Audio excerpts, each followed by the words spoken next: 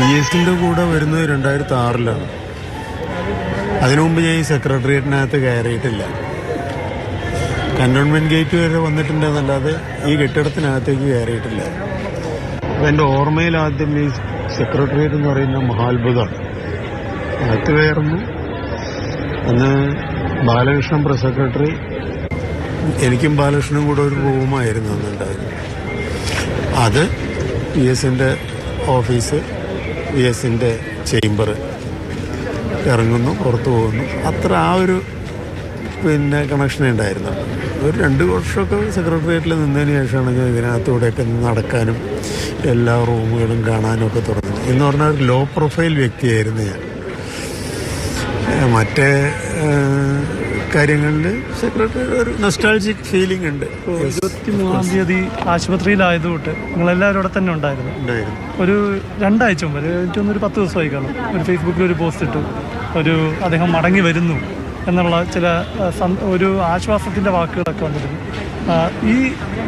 ഇപ്പോൾ ഇത് സംഭവിക്കും എന്ന് കരുതിയിരുന്നു. പ്രായമുണ്ട്, 102 വയസ്സാണ്. എന്നിരുന്നാൽ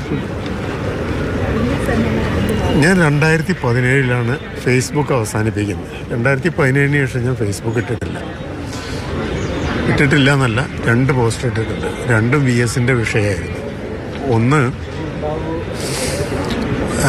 പി പരമേശ്വരൻ്റെ ഒരു പുസ്തകം പ്രകാശനം ചെയ്യുന്ന ചടങ്ങിൽ വി എസ് പങ്കെടുത്തു എന്ന് പ്രതിപക്ഷ നേതാവിൻ്റെ ഒരു ആക്ഷേപം വന്നു.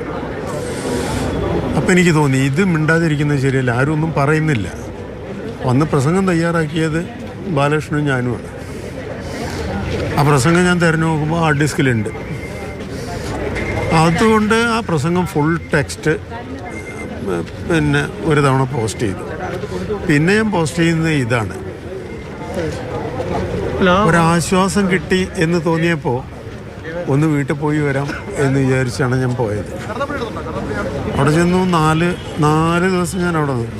4 ദിവസം കഴിഞ്ഞിട്ട് ഞാൻ അന്വേഷിച്ചപ്പോൾ അത് അതേപോലെ തുടരുകയാണ്. പ്രത്യേകിച്ച് ഒരു ഇമ്പ്രൂവ്മെൻ്റ് ഇല്ലാന്ന് തോന്നി.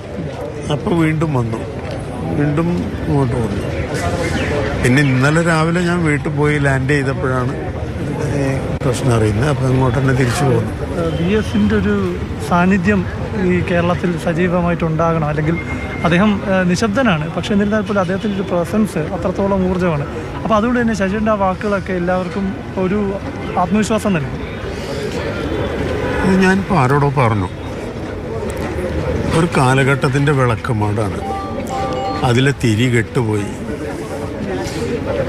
ഇതുപോലൊരു വിളക്കുമാടവും ഇതുപോലൊരു പ്രകാശ സ്രോതസ്സും കേരള പൊളിറ്റിക്സിൽ ഞാൻ ഇതിനു മുമ്പ് കണ്ടിട്ടില്ല. എൻ്റെ അനുഭവത്തിൽ എനിക്ക് അത്രയല്ലേ പ്രായമായിട്ടുള്ളൂ, 70 വയസ്സായിട്ടേ ഉള്ളൂ. അപ്പോൾ അതിന് മുമ്പത്തെ പഴയ തലമുറയ്ക്ക് ഒരു പക്ഷേ അറിയാമായിരിക്കും.